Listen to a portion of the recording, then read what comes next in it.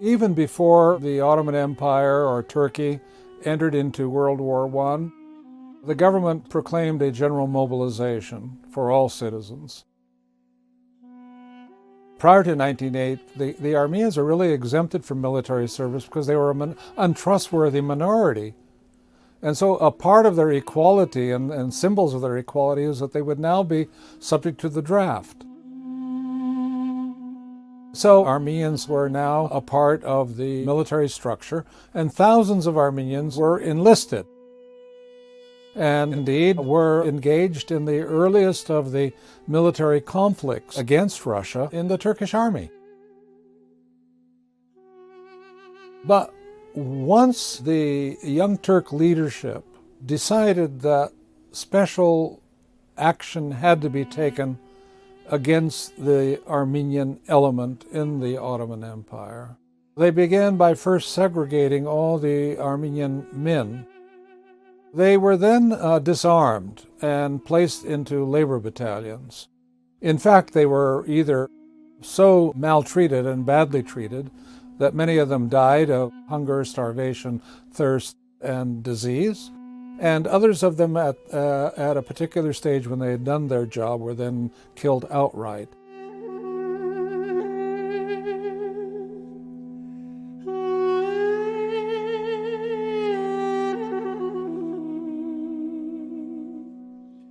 Deportations of Armenians had already begun in the month of March of 1915. But it's only after April, and in fact in May, that the plan is put into full motion. And it's real motion, because the male population is, in almost all instances, segregated very quickly. That takes away those people who could potentially resist, and leaves the rest of the population entirely vulnerable and helpless. The male population is marched out of the city to an undisclosed place, but not far, where the butcher squads are already prepared to dispatch them.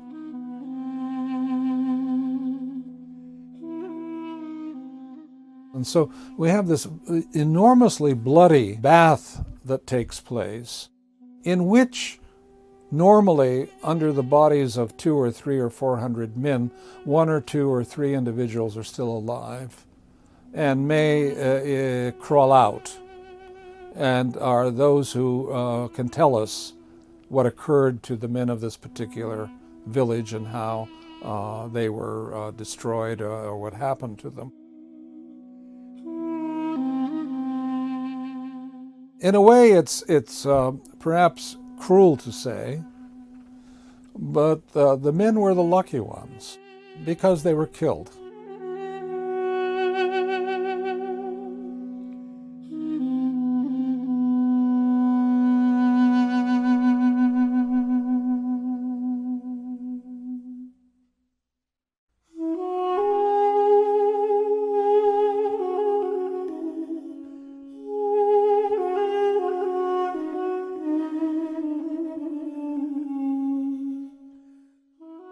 The brunt of the genocide fell upon the remaining civilian population, made up overwhelmingly of women and children and elderly. They were living in sensitive war zones. They were told there was a temporary relocation. They could prepare in 1 day or 2 days to move, that they would be protected en route, and that eventually they would be able to come home. Obviously, this created enormous panic. And then begins the process of marching.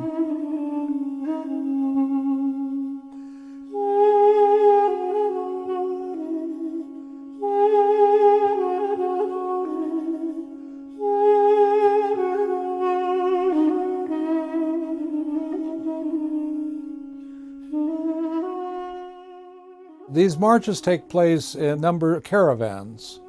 Caravans of 500 people, 800 people, 1,000 people from each village, which eventually merge together. And at a time, therefore, you get 4,000 or 5,000 people who are marching southward, always southward, toward the deserts of Syria. And then that 5,000 people then melts down again to 800 people and 500 people because the others are dying en route. And so those who do survive these weeks-long and months-long marches are going to be the young, either upper teenage or young bride age women for the most part. And then they are subjected to, again, really humiliating circumstances. Along the way, during the death marches, they've already seen a great deal of cruelty.